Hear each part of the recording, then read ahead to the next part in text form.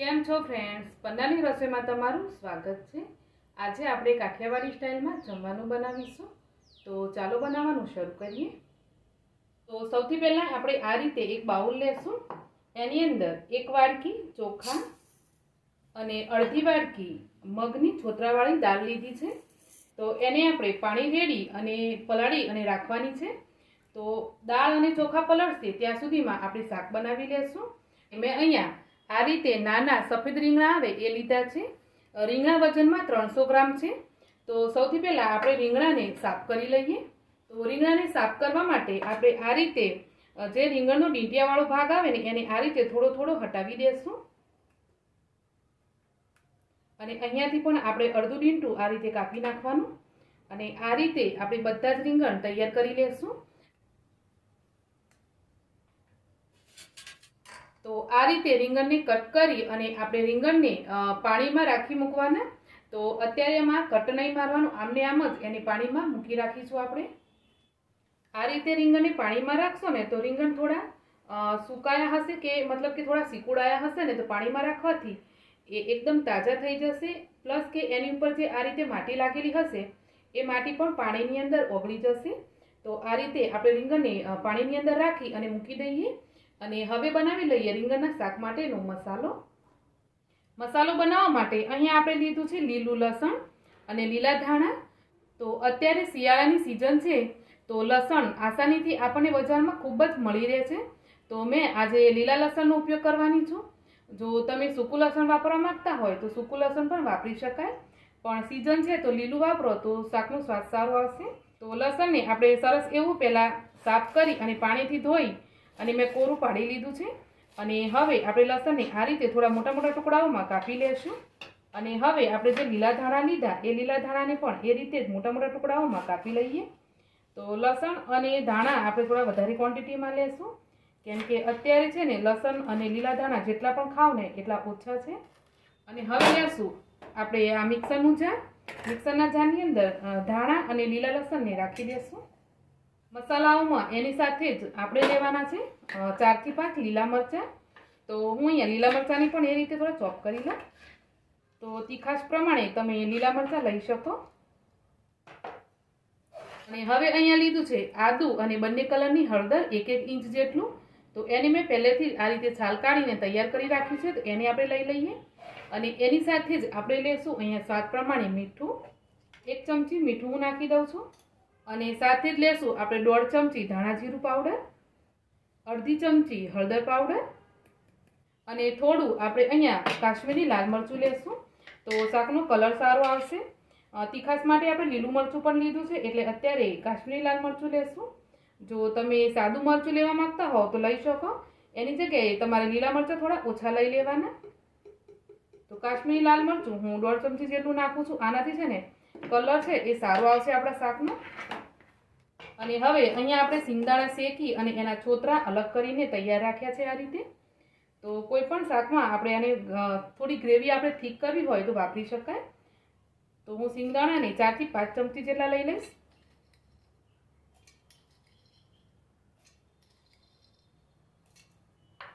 અને આટલી વસ્તુને આપણે પાણી નાખ્યા વગર જ પીસી લેશું। વચ્ચે વચ્ચે જરૂર લાગે તો મસાલાને આ રીતે તમારે મિક્સ કરી લેવાનું। આ રીતે સરસ એવી મસાલાની પેસ્ટ બની ગઈ છે। સૌથી પહેલાં તો આપણે મસાલાને એક બીજા પ્લેટમાં કાઢી લઈએ। હવે અહીંયા જુઓ, મિક્સરની અંદર મસાલો આપણો ખૂબ જ ચોટેલો છે, તો આને આપણે વેસ્ટ નહીં જવા દેવાનો। એના માટે શું કરશું, એની અંદર આપણે થોડું પાણી નાખી દઈશું। પાણી નાખીને આને આપણે આ રીતે થોડું હલાવી લેવાનું। હવે આ પાણીનો આપણે ગ્રેવીમાં યુઝ કરીશું, જેથી આપણી ગ્રેવી પણ સારી બનશે અને આપણો મસાલો પણ વેસ્ટ નહીં જાય। પાણીમાંથી રીંગણાને થોડા આ રીતે હાથથી બરાબર ધોઈ અને પ્લેટમાં કાઢી લેવાના। અને હવે આપણે જેમ જેમ મસાલો ભરીશું એમ એમ રીંગણને કટ કરીશું। રીંગણને પહેલાંથી કટ નહીં કરવાના, નહીં તો શું થશે, રીંગણ કાળા પડી જશે। અને પાણીમાં તમે રીંગણને કટ કરીને રાખશો તો પછી આ રીંગણની અંદર આપણે જે આ મસાલો લગાવવાનો ને એ મસાલો બરાબર નહીં ચોટે। એટલે ક્યારે પણ રીંગણને કાપી અને પછી એને પાણીમાં નહીં રાખવાના। તમારે મસાલો ભરવાનો હોય તો બાકી તો મસાલો નહીં ભરવાનો હોય અને ખાલી એને આ રીતે કરીને ગ્રેવીમાં જ નાખવાનું હોય તો તમે કટ કરીને પાણીમાં રાખી શકો. જેમ જેમ કટ કરીશું એમ એમ આ મસાલો આપણે એની અંદર ભરતા જશું. આ રીતે વત્તા ઓછી તમને જેટલો પણ મસાલો પસંદ હોય એટલો તમે ભરી શકો. અને આ રીતે આપણે બધા જ રીંગણની અંદર મસાલો ભરીને તૈયાર કરી લઈએ. આ રીતે કટ કરી અને તમે જોશો ને તો ખ્યાલ પણ આવી જશે કે રીંગણની અંદર કોઈ કીડો બીડો તો નથી ને. અને આ રીતે કટ કરી બધા જ રીંગણની અંદર આપણે મસાલો ભરી લેવાનો છે. તો ચારે કિનારેથી બરાબર મસાલો ભરી અને આ રીતે તમે કરશો ને તે મસાલો આખા રીંગણમાં આવી જશે છે ને. તો બસ આ રીતે આપણે બધા રીંગણ ભરીને તૈયાર કરી લઈએ. આપણા બધા જ રીંગણમાં મસાલો ભરાઈ ગયો આ રીતે. અને અડધાથી પણ ઉપરનો જે મસાલો છે એ આપણો બચ્યો છે. આ મસાલાની આપણે જરૂર લાગશે તો ગ્રેવીમાં નાખીશું અને જરૂર નહીં લાગે તો આપણે ગ્રેવીમાં નહીં નાખીએ. અને આ મસાલાને આપણે સ્ટોર કરી ફ્રીજમાં મૂકી રાખશું અને બીજા કોઈ પણ શાકમાં તમે આ મસાલો આરામથી વાપરી શકો. તો અહીંયા રીંગણ ભરાઈ ગયા છે તો આપણે આગળની પ્રોસેસમાં જઈએ. હવે આપણે ગેસ ચાલુ કરી અને આ રીતે કઢાઈ રાખી દઈશું અને એની અંદર આપણે તેલ નાખી દઈશું. તો તેલ 2-3 ચમચી જેટલું લેવાનું. તમારા ઘરમાં રૂટીનમાં જે તેલ લેતા હોય એ તમે લઈ શકો. અને આની જગ્યાએ તમને જો પસંદ હોય તો સરસિયું પણ સારું લાગે. તેલ થોડું ગરમ થાય ત્યાર પછી આપણે જે ભરીને રીંગણ તૈયાર રાખ્યા એ રીંગણ એક એક કરીને આમાં રાખી દઈશું. ફ્લેમને એકદમ ધીમી રાખી આપણે ઢાંકી અને રીંગણને ચડવા દઈશું. વચ્ચે વચ્ચે ફેરવતા જવાનું અને રીંગણ જ્યાં સુધી 50 થી 60% ના ચડે ત્યાં સુધી આપણે એને ચડવા દેવાના છે. અહીંયા રીંગણને ચડતા 5 મિનિટ જેટલો ટાઈમ થઈ ગયો છે તો આપણે જોઈ લઈએ. અને વચ્ચે વચ્ચે મેં 2-3 વાર રીંગણને ફેરવી લીધેલા. તો હવે આ રીંગણ આપણા ચડી ગયા છે. અહીંયા 5-1 મિનિટ પછી આપણા રીંગણ છે એ 60 થી 70% જેવા ચડી ગયા છે. તો આ રીતે પૂરા નથી ચડવવાના. અડધા આપણે થોડા ગ્રેવીમાં નાખીશું ને ત્યારે ચડશે. જો અત્યારથી બરાબર એને ચડવી દેશો તો ગ્રેવીમાં જઈ અને રીંગણ છે ને એકદમ ભૂક્કો થઈ જશે. તો આ રીતે થોડા ચડવી અને એને સાઈડ પર રાખી દઈશું આપણે. આ જો. અને હવે આપણે આ રીતની એક કઢાઈ લેશું. 3 થી 4 ચમચી જેટલું બીજું તેલ એડ કરી દઈએ. તો વઘારમાં સૌથી પહેલાં નાખીશું આપણે અડધી ચમચી રાઈ, અડધી ચમચી જીરું અને અજમો. રાઈ જીરાને થોડું ચટકવા દઈએ. ત્યાર પછી અડધી ચમચી જેટલી હિંગ એડ કરી દેવાની. બધી જ વસ્તુ બરાબર મિક્સ કરી 2 ડુંગળીની આ રીતે મિક્સરમાં પ્યુરી કરી લીધી છે તો એ આપણે એડ કરી દઈએ.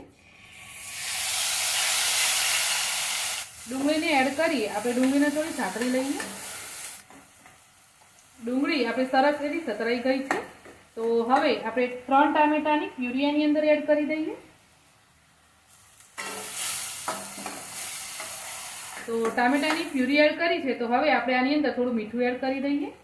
તો મીઠું આપણે હમણાં અડધી ચમચી જેટલું જ એડ કરીશું કેમ કે આપણે જે રીંગણ તૈયાર કર્યા એ રીંગણની અંદર પણ ઓલરેડી મીઠું છે.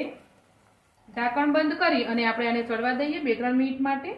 જ્યાં સુધી આપણને એવું નહીં લાગે કે સરસ એવી આપણી ગ્રેવી ચડી ગઈ છે ત્યાં સુધી એને ચડવી લેવાનું. તો 3 થી 4 મિનિટ જેટલો ટાઈમ લાગશે. ટામેટા અને ડુંગળીને ચડતા 2-3 મિનિટ જેટલો ટાઈમ થઈ ગયો છે તો આપણે એકવાર ચેક કરીએ. તો અહીંયા જુઓ સરસ એવું એની ઉપર તેલ દેખાય છે ને. તો બસ ટામેટા અને ડુંગળી સરસ ચડી ગયું છે. તો હવે આપણે આની અંદર 1 વાટકી જેટલા તુવેરના દાણા એડ કરી દઈશું. તુવેરના દાણા એકદમ કાચા અને તાજા છે એટલે મેં આને બાફ્યા નથી. જો તુવેરના દાણા થોડા આ રીતે વ્હાઈટ હોય અને પાકા લાગે તો તમે એને બાફીને એડ કરજો. તો અત્યારે હું એકદમ તાજા દાણા છે એટલે એને ઉમેરી દઉં છું. તો અહીંયા આપણે કાચા દાણા એડ કર્યા એટલે હવે દાણાને ચડવા માટે આપણે આની અંદર પાણી નાખવું પડશે. તો પાણી આપણે જે મિક્સર ધોઈને રાખેલું ને મસાલાવાળું એ પાણી એડ કરી દઈએ. તો આ પાણી છે એ ચાના 1 કપ જેટલું પાણી છે. મિક્સ કરી લઈએ. તો અહીંયા છે ને ફ્રેન્ડ્સ અત્યારે તમારે આની અંદર કોઈ પણ મસાલા એડ નથી કરવાના. જે આપણે રીંગણ ચડવીને રાખ્યા એ રીંગણ એડ કરીશું અને પછી ચાખી અને આપણને એવું લાગે કે મસાલા ઓછા છે તો આપણે આની અંદર મસાલા એડ કરીશું. હવે ઢાંકણ ઢાંકી અને દાણા ના ચડે ત્યાં સુધી આને આપણે બંધ કરી દઈએ. અને આપણે મીડિયમ ફ્લેમ પર બરાબર એને ચડવી લીધા છે. 5 થી 6 મિનિટ જેટલો ટાઈમ થઈ ગયો છે. અને આ રીતે સરસ એ કોરું પડી ગયું છે અને દાણા પણ સરસ ચડી ગયા છે. તો હું તમને દાણો લઈ અને ચેક કરી બતાવું. આ રીતે તમે પ્રેસ કરશો ને એટલે ખ્યાલ આવી જશે. આ જુઓ. તો આ રીતે તુવેરના દાણાને સરસ ચડવી લેવાના પહેલાં તો આ રીતે આપણું આ જે દાણા છે એ ચડી ગયા છે અને મિક્સ પણ એકદમ કોરું પડી ગયું છે. તો આપણે એની અંદર પાણી એડ કરીએ. તો ફરીથી 1 કપ જેટલું પાણી એડ કરી દેશું એની અંદર. તો આ રીતે થોડું લચકો રાખવાનું એને પાણી નાખીને. અને હવે આપણે જે રીંગણ તૈયાર કરીને રાખ્યા એ રીંગણ આની અંદર એડ કરી દઈએ. રીંગણને મસાલા સાથે આપણે એડ કરી દેવાના અને બધું બરાબર મિક્સ કરી લઈએ. મિક્સ કરી ફરીથી આપણે આને ચડવા દેવાનું છે, કેમ કે રીંગણ આપણે પૂરેપૂરા ચડવ્યા નહોતા અને દાણા પણ હજુ પણ થોડા ચડશે એટલે એકદમ સોફ્ટ થઈ જશે. ઢાંકણ ઢાંકી અને આપણે એને 4-5 મિનિટ માટે ફરી ચડવા દઈશું. વચ્ચે વચ્ચે 2-3 વાર એને ચલાવી લેવાનું. આપણા શાકને ચડતા 5 મિનિટ જેટલો ટાઈમ થઈ ગયો છે. તો આપણે ચેક કરી લઈએ. બધું તેલ ઉપર આવી ગયું છે અને સરસ એવું શાક બની ગયું છે. તો આપણે આની અંદર અત્યાર સુધી કોઈ મસાલો એડ નથી કર્યો. તો આપણે જે રીંગણ એડ કરેલા એની અંદર મસાલો હતો ને એ મસાલો બધો બહાર આવી અને શાક સાથે સરસ ભળી ગયો છે. તો હવે તમે આ ટાઈમે શાકમાં મસાલો ચેક કરી અને એની અંદર મસાલા એડ કરી શકો. જો તમે એવું હોય કે બનાવતા જઈ અને ચાખતા નથી તો તમારે મસાલો એડ નહીં કરવાનો. તમે જે પણ ભગવાનને ભોગ લગાવવા માટે થાળી કાઢો એ કાઢી લેવાની અને જ્યારે જમવા બેસો ને ત્યારે મીઠું એટલું જ તમારે નાખવાનું રહે કદાચ તો મીઠું એડ કરી દેવાનું. નહીં તો ફરીથી તમે ગેસ ઉપર લાવી અને થોડા થોડા મસાલા ઉપરથી એડ કરી શકો. તો અહીંયા બધું બરાબર મિક્સ કરી લઈએ અને હું મસાલો થોડો ચેક કરી લઉં.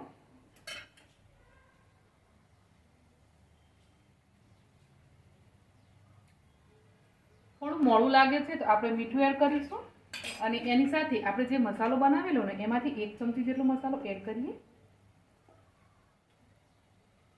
અને અડધી ચમચી જેટલું મીઠું મને એડ કરવા જેવું લાગે છે તો હું એડ કરી દઉં. થોડું તીખું પણ ઓછું લાગ્યું તો થોડું લાલ મરચું એડ કરી દઉં છું.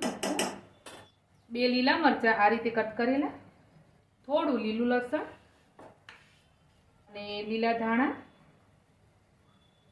આટલી વસ્તુ એડ કરીને આપણે એકવાર મિક્સ કરી લઈએ. તો અહીંયા આપણું દાણા અને રીંગણનું શાક બનીને તૈયાર છે. તો અત્યારે આ શાક છે એ કંઈક આ રીતનું છે. તો તમે આ રીતે રાખવા માંગતા હોય તો આ રીતે રાખી શકો. મને હજુ એવું લાગે છે કે થોડી ગ્રેવી કરું તો હું થોડું પાણી એડ કરું છું. તો આ ટાઈમે તમે જે પાણી એડ કરો ને એ તમારી ગરમ એડ કરવાનું, ઠંડુ નહીં એડ કરવાનું.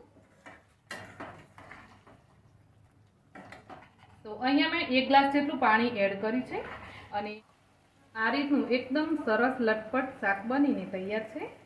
તો આ શાક સાથે ખાવા માટે હવે આપણે બાજરીનો રોટલો બનાવી લેશું. થોડા લીલા ધાણા નાખી અને શાકને આપણે સાઈડ પર રાખી દઈએ. મોળી ખીચડી બનાવવા માટે આપણે સૌથી પહેલાં કુકર લીધું. હવે એની અંદર આપણે તેલ નાખીશું. તો 2-3 ચમચી જેટલું તેલ, 1 ચમચી જેટલું ઘી એડ કરીશું. તેલ ઘી ગરમ થાય એટલે એની અંદર આપણે વઘાર કરીશું. તો સૌથી પહેલાં અડધી ચમચી મેથી દાણા, અડધી ચમચી રાઈ, અડધી ચમચી જીરો અજમો અને અડધી ચમચી હિંગ એડ કરી દઈશું. બધી જ વસ્તુને બરાબર થોડું સાતરી લઈએ. તો અહીંયા આપણો વઘાર છે એ તૈયાર થઈ ગયો છે. તો હવે આપણે દાળ ચોખા ધોઈને રાખ્યા એ એડ કરી દઈએ. હવે આપણે આ જે ખીચડી બનાવવાના એ મોળી બનાવવાના, પણ એકદમ આપણે ફીકી ખીચડી નહીં બનાવીએ. થોડા એની અંદર મસાલાઓ એડ કરીશું. તો આપણે જે મસાલા હમણાં બનાવેલા ને એમાંથી 1 ચમચી જેટલો મસાલો એડ કરી દેવાનો અને બીજો કોઈ પણ મસાલો તમારે એડ નથી કરવાનો. કલર માટે આની અંદર હળદર પાવડર એટલો થોડો એડ કરી દઈએ. અડધી ચમચી જેટલો હળદર પાવડર એડ કરે. ખીચડીને ચઢવા માટે આપણે પાણી એડ કરી દઈશું.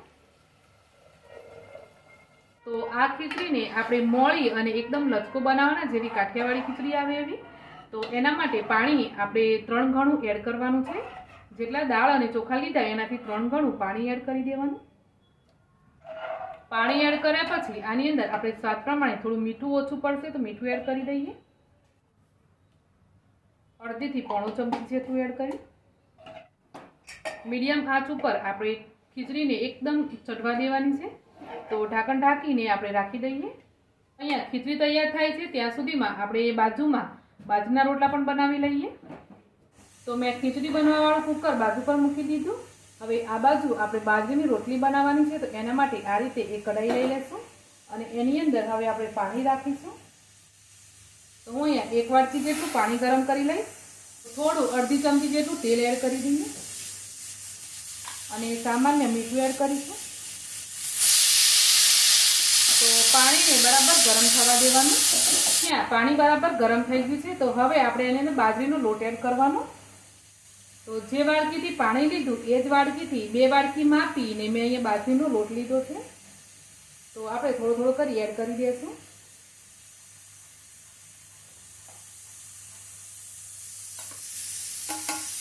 અને બાજરીના લોટને આપણે પાણીમાં બરાબર મિક્સ કરી લેવાનો આ રીતે. બીજું આપણે અડધી વાડકી જેટલું પાણી એડ કરીશું. તો પાણીની જરૂર લાગે તમે પાછળથી આ રીતે પાણી એડ કરી શકો, પરંતુ એકસાથે પાણી બધું એડ નહીં કરવાનું, કેમ કે બાજરીનો લોટ છે એ પાણી વધારે પડતું એબ્ઝોર્બ નથી કરતો. તો આ રીતે જરૂર લાગે એમ તમે થોડું થોડું પાણી પાછળથી એડ કરી શકો છો. તો હવે આને નીચે ઉતારી આપણે તવાને રાખી દઈશું ગરમ થવા માટે. એના રોટનો આપણે આજે રોટલો નથી બનાવવાના, રોટલી બનાવવાના, એટલે રોટલીવાળો તવો રાખીએ. જો તમે રોટલો બનાવવાના હોય તો માટીનો તવો રાખી શકો.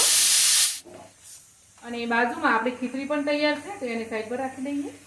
તો હવે આપણે જે પાણીમાં બાજરીનો લોટ બાફ્યો એ લોટ લઈ લઈશું અને આ લોટને આપણે થોડો ઠંડો થાય, મતલબ કે થોડો ગરમ પણ હોવો જોઈએ અને આ રીતે આપણે અડીએ તો બળવું પણ ના જોઈએ.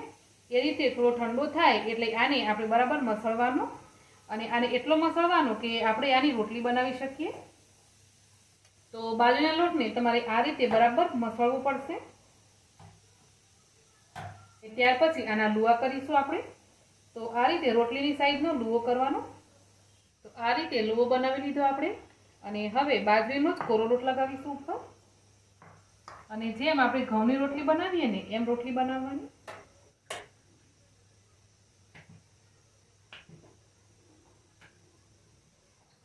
તો અહીંયા આ રીતે આપણી બાજરીની રોટલી બની ગઈ છે. હવે આને આપણે ચડવી લઈએ.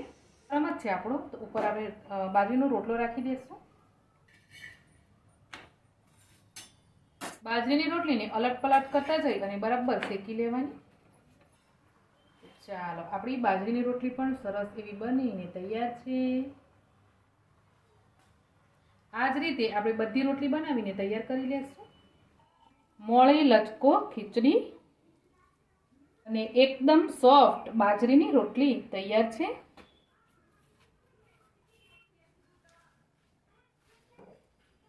અહીંયા આપણું જમવાનું બનીને તૈયાર છે. તો સૌથી પહેલાં રાખીશું આપણે રીંગણ અને દાણાનું શાક, સાથે જ રાખીશું બાજરીની રોટલી, લચકો મોળી ખીચડી. એની સાથે સલાડમાં આપણે ગાજર એ મૂળા રાખી દઈશું. તો ચાલો પછી અહીંયા આપણું સરસ એવું જમવાનું બનીને તૈયાર છે.